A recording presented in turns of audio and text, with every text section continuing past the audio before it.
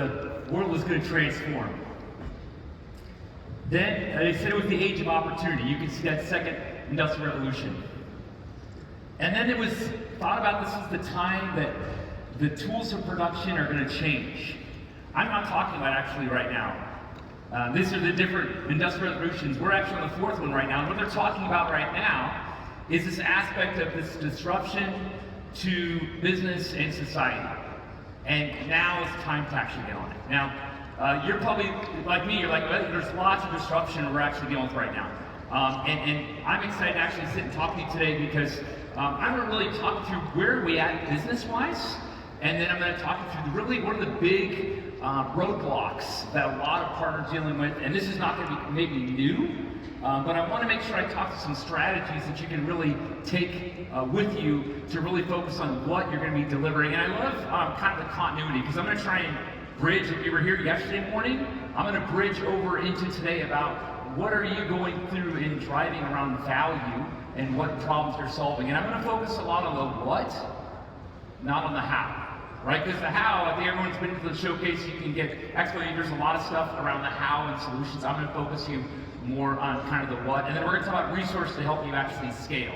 I tell you, if you want to look me up on LinkedIn, get connected, please look for Eric D. Townsend. Eric Townsend's the guy that started Scientology. That's not me. Eric D. Townsend is that person. I had a lot of weird people, and I had to change my LinkedIn. I'm like, the whole sci-fi thing was really weird. So yeah, so Eric D. Townsend texted me, got a lot of good things to share. But I'm going to talk about current business environment. And this morning I was actually out at the Coffee Bean upstairs. If you're the long line store, most of the Coffee Bean is shorter. But I'll tell you, I was talking to this guy. There's a pharma conference going on here. So if you do services for pharma, there's a big conference here. You want to go talk to those people.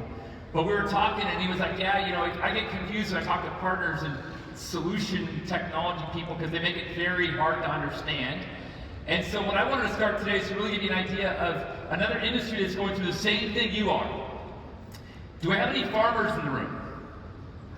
Okay, you are actually all farmers. You don't realize this. In fact, there's a very big farming company called John Deere. You remember John Deere? Okay, so I get some. So John Deere, if you don't know about them, right? In the early 1900s, they actually helped transform their industry. They came out with the Ford N Series tractor. This is a pretty big deal. In fact, this is one of their ads. That farmer has a suit on, if you don't see that, and a hat. It was a pretty big deal. This was a time where everything was going to change around technology for farmers.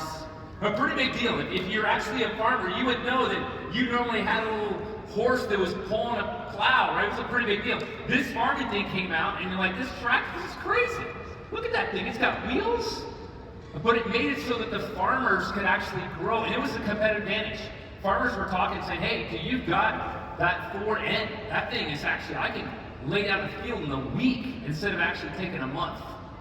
Now, that for farmers, they would say, okay, that's kind of funny, because what came out in 2000 was the combine harvester.